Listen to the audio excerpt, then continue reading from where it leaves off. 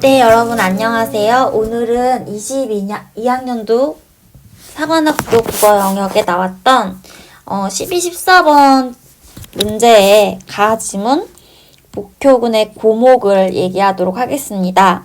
먼저 복효근 시인 같은 경우는 1962년 남원에서 출생하셨고요. 전북대 국어교육과를 나오셔서 계속해서 교직에서 일하시면서 현대시를 쓰고 계십니다. 그리고 이 복효근의 고목 같은 경우는 약간 낯선 작품이지만 이 지문에 있는 내용을 잘 활용한다면 해석하기 그렇게 어렵지 않은 시였다고 생각이 됩니다. 먼저 이 고목 같은 경우는 오래된 나무를 생각하면 됩니다. 우리가 보통 오래된 나무라고 하면은 우리가 쓸모없다 이렇게 생각을 할 수 있고요. 요거를 한자어로 얘기하자면 무용하다, 무용지물이다 이렇게 표현을 합니다. 그런데 이 복효근 시인 같은 경우는 이 자연 속에서 또 우리의 소소한 일상 속에서 가치를 많이 찾는 그런 시를 많이 썼는데요. 이 고목 또한 마찬가지입니다. 이 무용한 고목을 통해서 가장 아름다운 삶의 여백, 그 다음에 삶의 여유, 그 다음에 남을 위한 희생 측면에서 이제 새롭게 바라보는 거죠. 이런 걸 이제 문학에서는 역발상이라고 합니다. 우리 현대인들이 가끔씩 너무 자연을 외면하고 또 자연을 파괴하고 또 일상의 소소한 것들 이런 것들을 무시하고 이런 모습을 많이 보이는데요. 이런 시들이 우리한테 어떤 큰 깨달음을 전달을 하는 거예요. 우리가 필요 없다고, 쓸모 없다고 생각하는 것들이 사실은 너무 가치가 있는 아름다운 것이라는 우리에게 역발상을 주게 함으로써 우리에게 많은 교훈과 깨달음을 전달을 해주는 것이죠. 그래서 이 시를 전문을 다 읽어주시고 꼭 강의를 들어주셨으면 고맙겠습니다. 자, 우선 가지문 먼저 시작해 볼게요. 오동은 고목이 되어갈수록 제 중심에 구멍을 기른다 라고 했어요. 여기서 이제 오동이라고 말하는 건요, 뭐냐면 오동 나무를 얘기하는 거예요. 근데 고목이 되어간다는 거는 시간이 흐름이고 나무를 사람으로 의인화한다면 나이가 듦 이런 표현이라고 볼 수가 있죠. 그래서 오동은 고목이 되어갈수록, 자 여기 시적 제목이 나오죠. 자기 중심에 뭐를 기르냐면요, 구멍을 길러요. 그래서 나무가 오래되고 낡을수록 이렇게 구멍이 생긴다는 거거든요. 실제로 큰 나무들 보면 이렇게 몸속에 구멍이 있어요. 자, 여기서 이 구멍은요, 뭔가 고통스러운 겁니다. 사실 이 구멍이 나기 위해서 이 시에서 나오지만 바람이 많이 불어요. 그러니까 뭔가 어떤 시련, 그 다음에 나무 사이의 틈을 얘기하는 거예요. 이거를 기른다 이렇게 표현을 하는 거예요. 그래서 여기서는 표현 방법은 뭐냐? 의인하다 이렇게 볼 수가 있어요. 오동뿐이랴. 자, 이거 서리법이죠? 오동뿐 아니라 뭘 강조하냐면 느티나무가 그렇고 대나무가 그렇다. 자, 그래서 여기서 오동, 느티나무, 대나무는 다 같은 자연의 측면에서 모두 다 이 구멍을 갖는다. 요거를 보여주는 거예요. 잘 마른 텅 빈 육신의 나무는, 이게 바로 뭐예요? 텅 빈 육신의 나무가 바로 고목이에요. 근데 여러분, 우리가 인간의 삶으로 생각을 해본다면 나이가 들수록 뭔가 내려놓는다 이런 얘기 들어봤죠. 그 다음에 나이가 들수록 사람이 겸손해지고 욕심이 줄어들고 뭔가 삶에 뭐를 가지게 돼요? 여유라든가 여백을 가지게 하죠. 이것이 바로 이 구멍과 통하는 것입니다.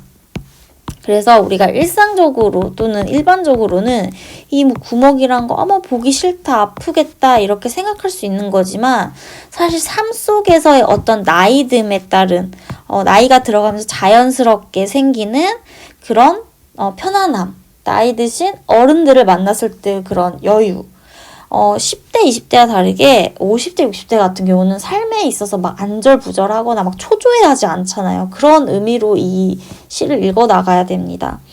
그리고 이 텅 빈 육신의 나무인 고목은요. 자, 바람을 자기 구멍에 연주한다는 건 이 고통스러운 바람조차도 어떻게 아주 긍정적으로 어떻게 하는 거예요? 수용하고 있다는 얘기를 하는 거예요. 이거를 어떻게 한다고? 연주한다고? 역시 어떻게 하고 있어요? 의인화하고 있어요. 그래서 의인화가 중요합니다. 그러면서 어느 누구의 삶인들 아니겠느냐라는 얘기예요. 이거 어느 누구의 삶, 이거는 뭐냐면 인간을 얘기합니다. 인간. 그래서 지금 상황이 어떤 거냐면 자연을 통해서 구멍을 얘기했는데 이 자연을 어디로 확장시킨 거예요? 인간으로 확장시킨 거예요. 그래서 이렇게 다른 종류이지만 같은 속성을 통해서 추론하게 만드는 거, 그리고 확장하는 것을 어떤 표현 방법이라고 하냐면 쉽게 말해서 유추라고 합니다. 유비추론. 그래서 유추의 방법이 쓰이고 있어요. 이 시에서는. 수많은 구멍으로 빚어진 삶의 빈 고목에. 자, 이건 뭐냐면요. 우리가 인생을 살면서의 이 자연스럽게 겪을 수밖에 없는 이제 시련과 고난입니다. 이런 거는 인간 누구한테나 공평하게 와요. 이 삶의 빈 고목에 나이 듦에 어느 날 지나는 바람 한 줄기에서 검은고 소리 들리니. 자, 아까도 말했지만 계속 이제 구멍은 이제 고통스러운 건데요. 이런 고통조차, 이런 바람조차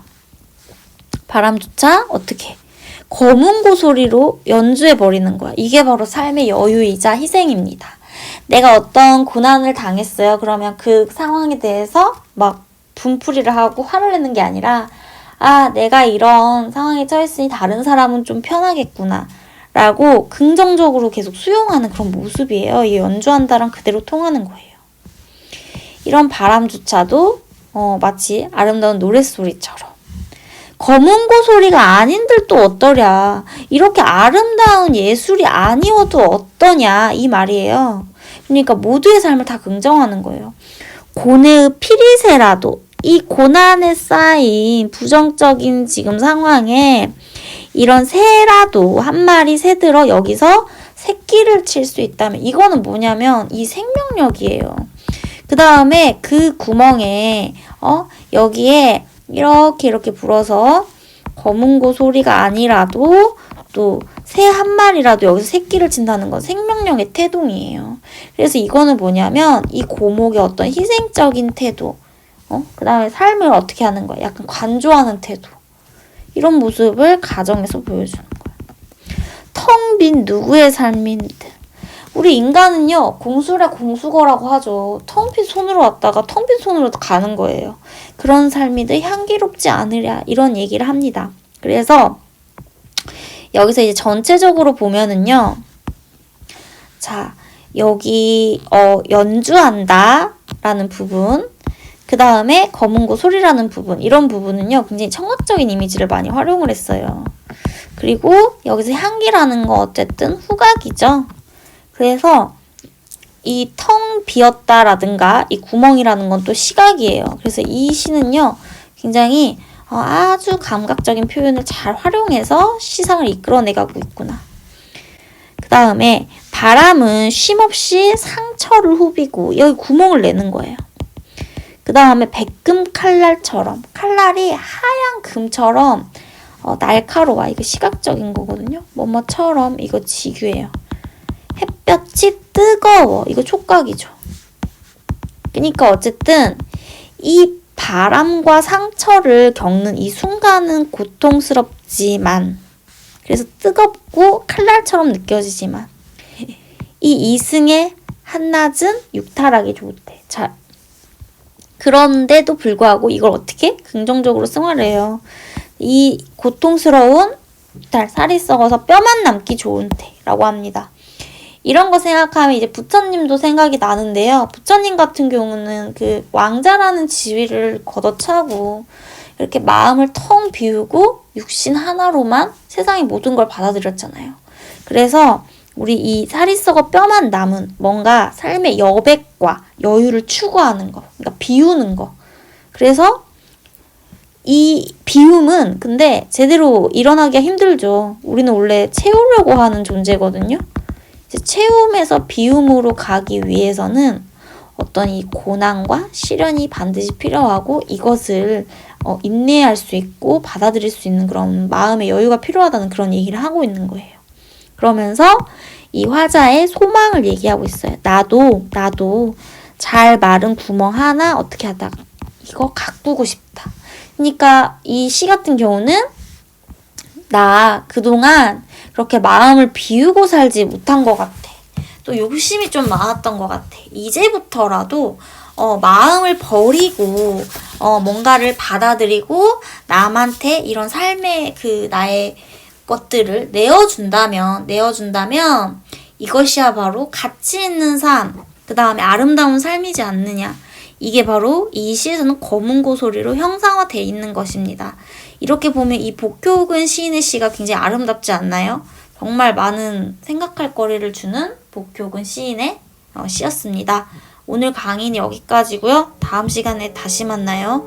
좋아요와 구독 꼭 눌러주세요. 안녕.